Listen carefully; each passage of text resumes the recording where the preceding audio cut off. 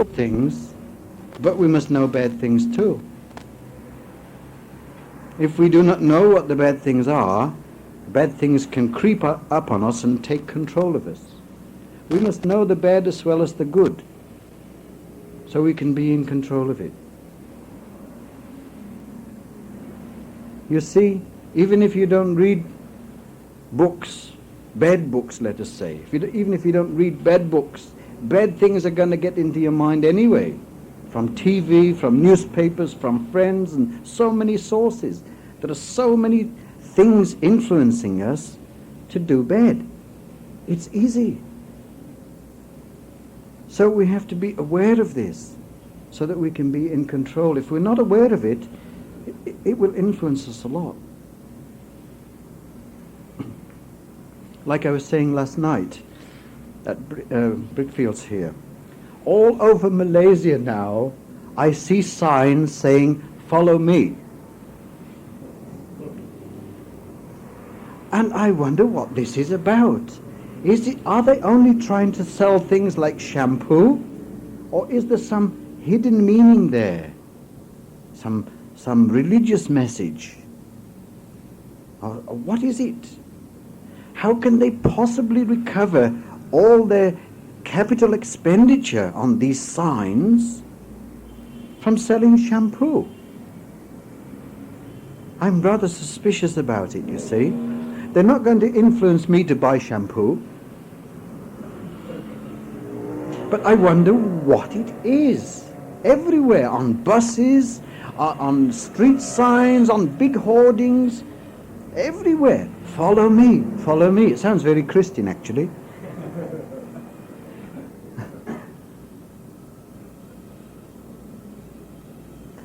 So you see, we can be influenced in many ways.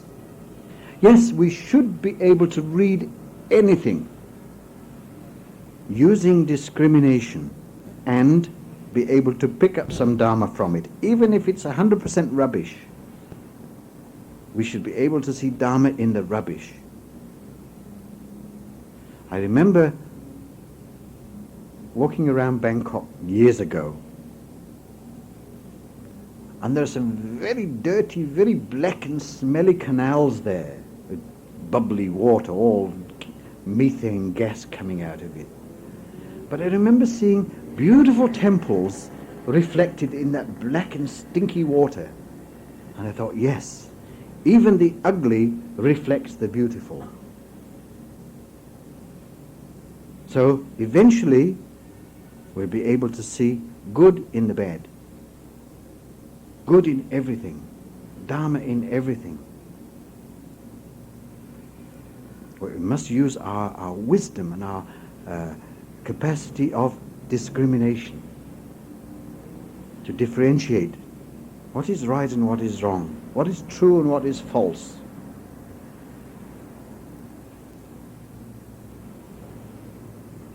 Eric, you had a question. Monday in your long sojourn through different countries, obviously there are times when you feel depressed and very down. What advice would you give us?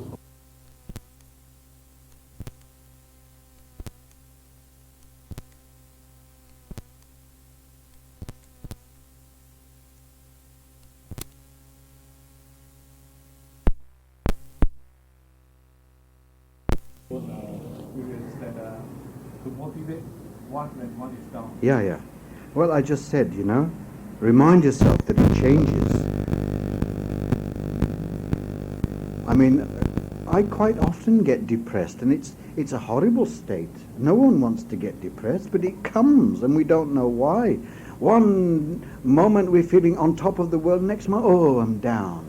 Why? It's very strange. It comes. Of course, there must be causes, but very often we can't identify the causes of depression, So then I have to tell myself, oh, hold on, it will pass, and it does. There are things that we can do about it, however. And one of the best things I know of is discussing Dharma with somebody. And in the Mangala Sutta, the Buddha has spoken about Dharma discussion at proper times. It can really relieve your depression. You forget about your problems then. Another thing is to go out and help somebody who is less fortunate than you. Because at that time when you're thinking about others and doing something for others, you forget about yourself. And the Buddha has described this as like using a thorn to remove a thorn in your skin. Use one thorn to take out the other thorn. So techniques to overcome these negative states. Lots of things we can do.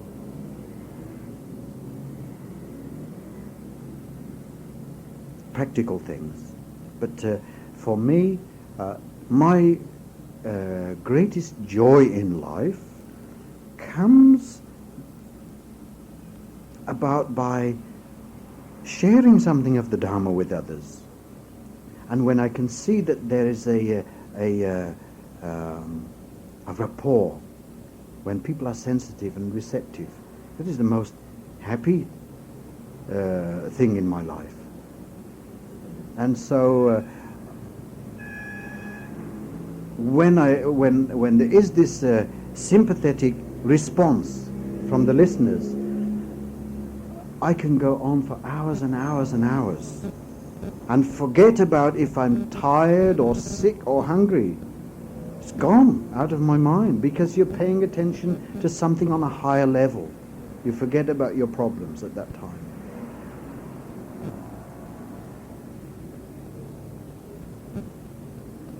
The first time in my life I ever dialogue with a real monk.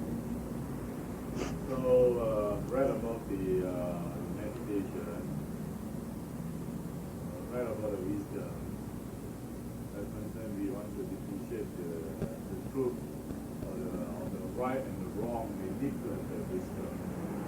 So to achieve that kind of wisdom, we really have to meditate to a certain level. We have a mind to understand, to differentiate.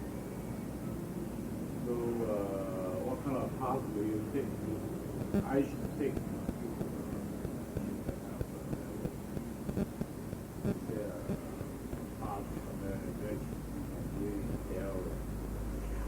Yes, no, I think it's just a matter of living. And you see, you cannot be anywhere except where you are. And wherever you are, there you live. That is your home at the moment. You can only be where you are. And if you pay attention to what is going on, there are always lessons to be learned, And I don't think it's necessary to sit in a cross-legged position to meditate. Huh? very painful at home. Yes, that is aching legs meditation, the mind is not in the legs. Huh? You can pay attention whatever you're doing, wherever you are, whatever position you're in.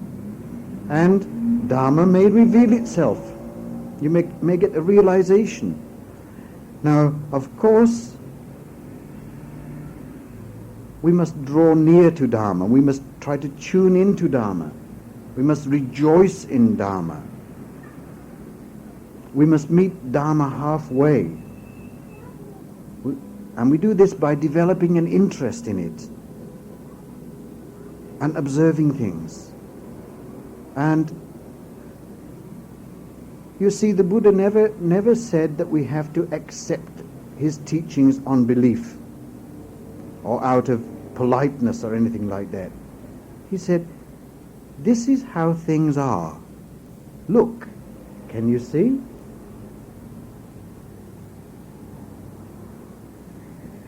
So he told about how everything changes, how there is suffering in life, and how nothing lives or exists by itself. Everything exists depending upon other things. Can we see this in our own lives? It's most important to do so. think about it, to reflect on it, often. Because when we do this process then sinks down from our conscious mind into the deeper part of our mind. So that even when we're asleep, and the conscious mind is also asleep, the subconscious or the deeper part of the mind is still pursuing this inquiry. The process doesn't stop. Only part of our mind sleeps when the body sleeps. But the process continues, and it is from the deeper part of the mind that our insights arise, that realization arises. When we're not thinking about it, suddenly it comes out, wow, I understand.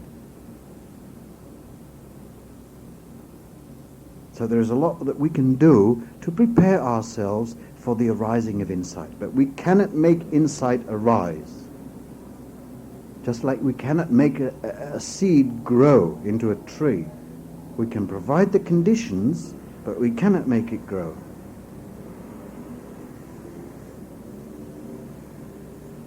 So, actually, I rejoice in your being here like this, because the conditions therefore come about for the arising of insight.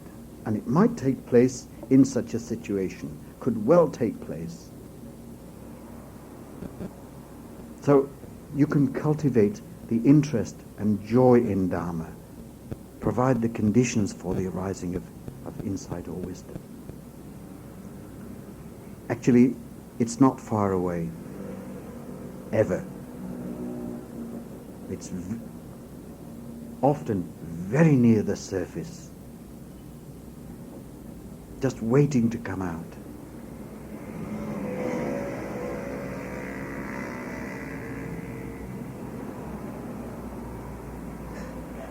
So do you have a solution for people who are caught up in thoughts, marathon of thoughts until they couldn't sleep throughout the night?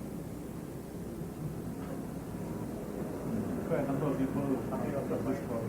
I don't have much problem with sleep.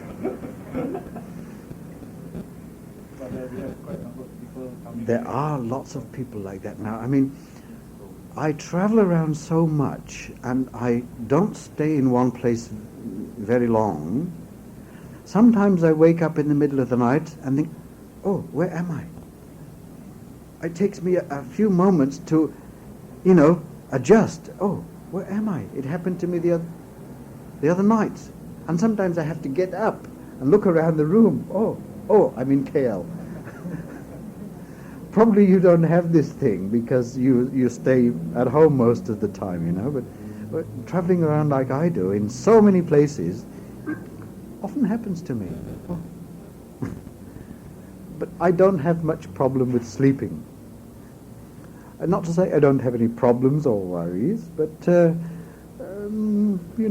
can leave them until tomorrow, put them on hold for a while.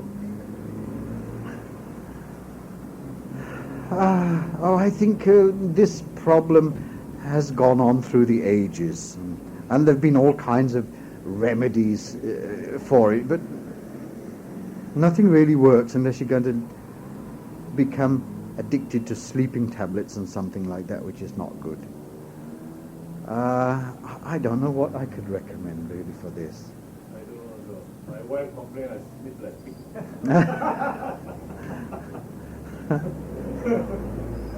Oh, that's the other extreme too. Now, I never have a problem about getting up. I can get up at any time, and I can set my mind to it. But waking up is another thing. Sometimes I get up before I wake up, not the other way around, It takes me a while to wake up. I guess we've all got our sleep patterns and habits now. I don't know what I could recommend about that. I'll think about it and let you know if I come up with some solution.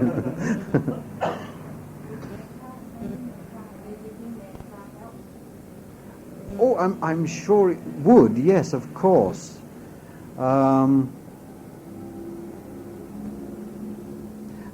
Actually, watching your breath would also help. Because I'm sure that you've noticed when you sit down to meditate and observe your breath, there is something in the mind that rebels and tries to escape from this. And one of the ways it escapes is by persuading you that, oh, you're feeling so sleepy. And when I first started to meditate, I could be asleep within 2 minutes, sitting there, you know. It was very discouraging. I'd be fast asleep and then, oh, wake up. Yeah, that could be one way. You just lie there on the bed and instead of thinking lots of things about tomorrow and so on, watch your breathing, count your breathing, and you'll probably find that would help you to sleep. Metta also. Metta is a practice that we should do in any case before we go to sleep. Because this would maybe help us to overcome any feelings of ill will that we might otherwise carry into sleep with us. Yes, that would be a good way.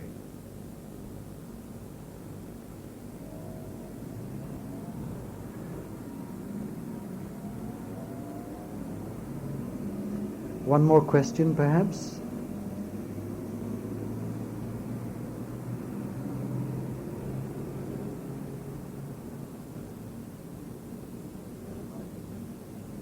Yesterday you have mentioned about the moment you step into the spiritual path, it seems like you encounter more obstacles and more problems and more sad, not so happy. So as for our day, we are decided to take the first step to follow Islam. What are the precautions you advise us so that you don't fall on the trap that you fall? Ooh, there are so many traps we can fall into. And we can see people who've been on the way for many, many years whose egos are still very strong.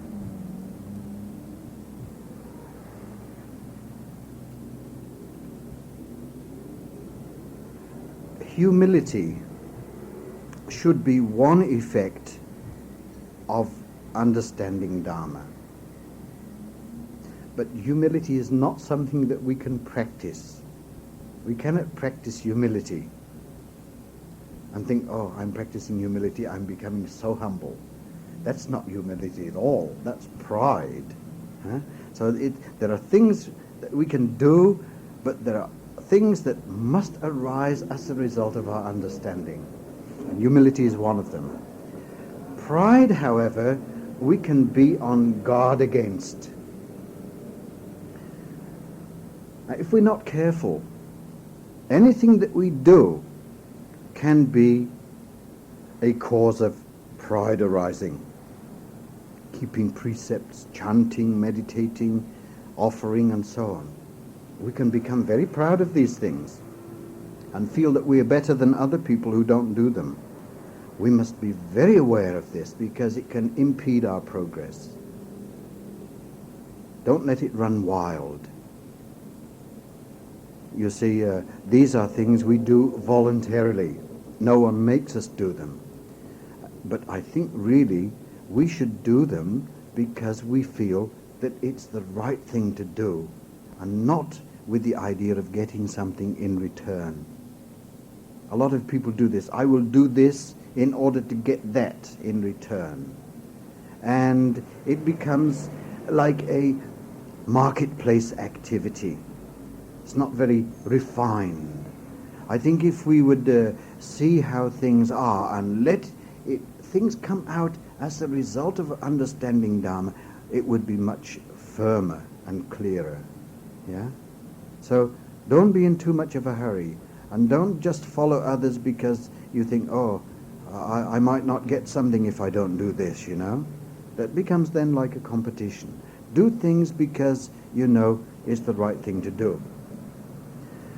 A few days ago, someone asked a question, why should we do good?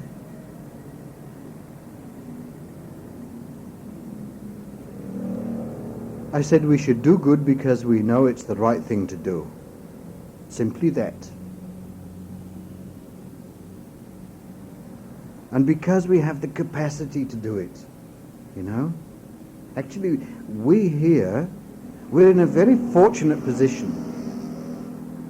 We've reached this level of a standard of living where we can afford, and we have the luxury to think about others. We're not in danger of starving to death. We have enough of the material needs of life to be able to think about others. Therefore, we have the capacity to give and share. And this should come from our understanding how lucky we are, because we receive so much from other people. And when we understand this, gratitude arises. And love, then what can I do? What can I give?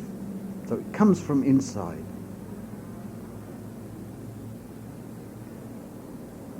And everything else follows. Now let the Dharma work inside you.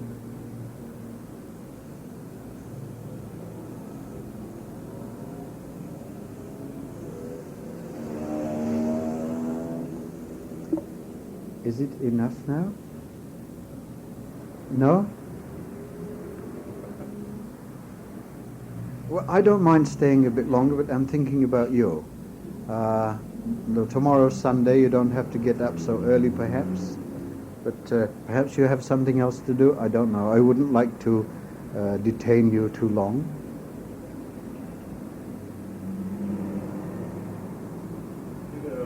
Dharma, whether it's in written in the book, those Dharma, or it's a new Dharma coming out every day. Is it a question? Yes. Is Dharma to be found only in the books? Oh, no. The Dharma that we find in the books is only an indicator. It's not the real Dharma. That is dry Dharma.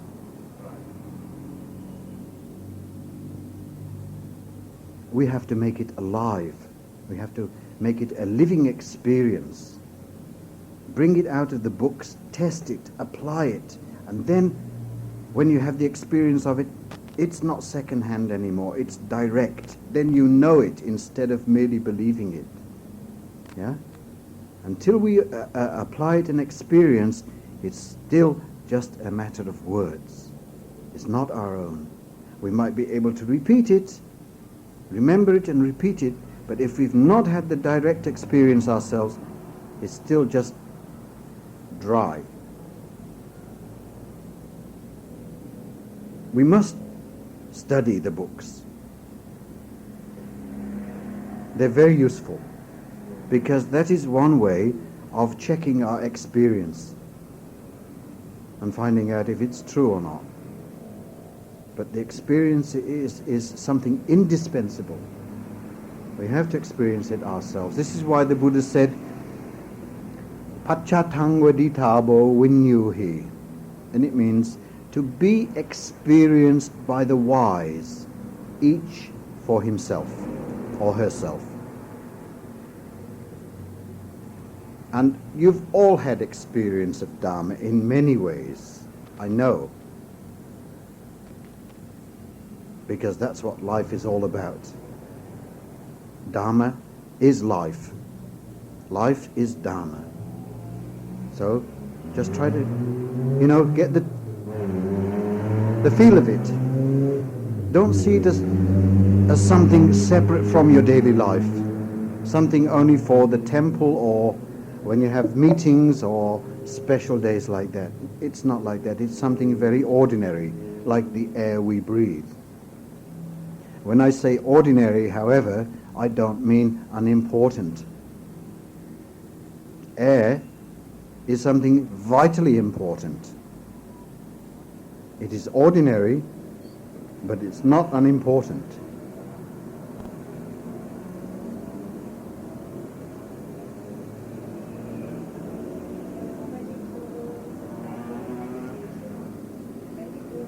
Many gurus?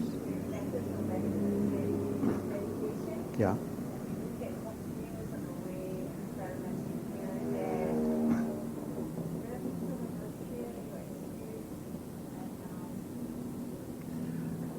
Well, like I said before, we have to use our discrimination.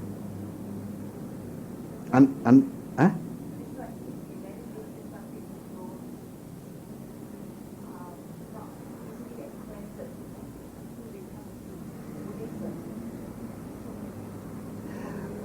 No, I don't think so. I think it's because you expect it to be confusing that it is confusing. The real thing is very simple. For example, many people think that because they don't sit in a lotus position and watch their breath that they don't meditate. That's not true at all. We all meditate. Everybody meditates. From the moment we've been able to think, we've been meditating. Pondering about things, reflecting about things, weighing things up, it's a kind of meditation. Paying attention is meditation, especially if you're not thinking about meditation. Thinking, I am meditating. Someone wrote to me the other day about a monk in Australia who sits and meditates with an alarm clock. And he's been meditating like this for many years, and still he needs a clock, So obviously, to him it is something of quantity rather than quality. The real thing is a thing of quality, something timeless. You can't measure it with time.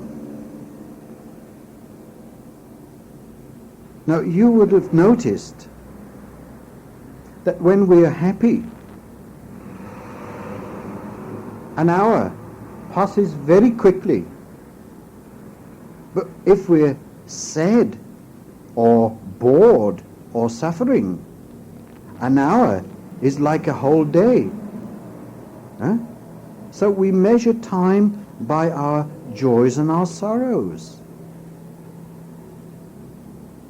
If we're interested in something, it is very easy to pay attention, to focus on it. But if we're not interested, it's so hard.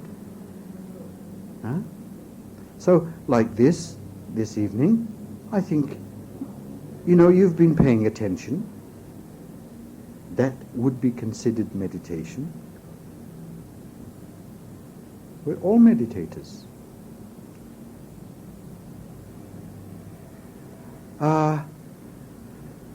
What we're looking for is something so simple, I think, that when we find it, we will say, wow, so easy. The thing is, we expect it to be mysterious, something extraordinary, and the real thing is very simple. So we block ourselves thereby. We go around looking for special. We never see the special in the ordinary. There's a little story about this. There was a king who had pondered on the meaning of life. What is life all about? What's the purpose of life? And although he had consulted many people over many years, no one had been able to give him a satisfactory explanation. So one day, he sent out some of his servants to find an average person. Not rich, not poor, not handsome, not ugly, not good, not bad, not very intelligent and not stupid. Average. And after some time they brought back a man who fitted these criteria, about 30 years old. King said to him, I would like to ask you a few questions if you don't mind. Please don't worry, I don't wish you any harm. Be relaxed. I would like to know, what would you What do you want? What would you like from life?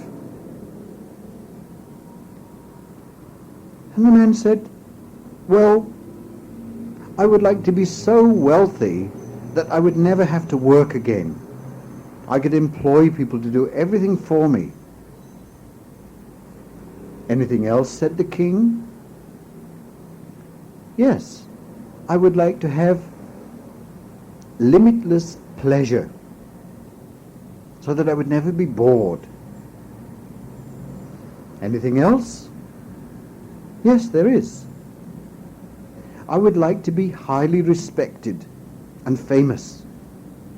Everyone would have to respect me, but I wouldn't have to respect anyone else. Anything else? Said the king. No, that would do.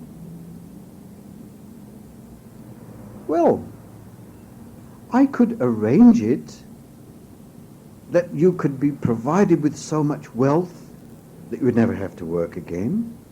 I could supply you with many forms of pleasure so you would never be bored. And I could issue a proclamation that everyone in my kingdom would have to respect you, while you wouldn't have to respect anyone else. And you could even treat me on equal terms. Would that make you happy? Oh, of course it would. Who wouldn't be happy with such conditions? All right, said the king. I will do it. But one condition. After 1 year living like this, your life would be required of you. But don't worry. I would assure you, I could guarantee that you would die painlessly. You wouldn't feel a thing. You agree? Man said, you must be joking. I'm 30 now. I've got a long life ahead of me. So he turned to go. The king said, hold on a minute, don't be so hasty. How about 10 years? The man thought, no, I'd only be 40 then. I want to live longer than that. Thanks a lot, but I'll go now. King said, 20? Man's beginning to think. Oh, he's willing to increase it. Well, let's see if I can get him to go any higher. No thanks. 30? How about 50? Okay. 50. I'd be 80 by that time. Then the king said, sorry, changed my mind. You have helped me to learn what I have been wanting to know for a long time. That what people want from life is not so much wealth, pleasure, fame, or respect, but something that they've got already. Life itself. But you see, we don't understand what we've got already. And so we always want more and more and more. And at the end, when we've acquired so much, and it's time to die, we would willingly give everything we've got in order to live longer. It means we must really try to understand what life means and how to live. Use life. Find a meaning to life. Give a meaning to life. Maybe there is no meaning to life other than to live. So it is up to us to give a meaning to our lives.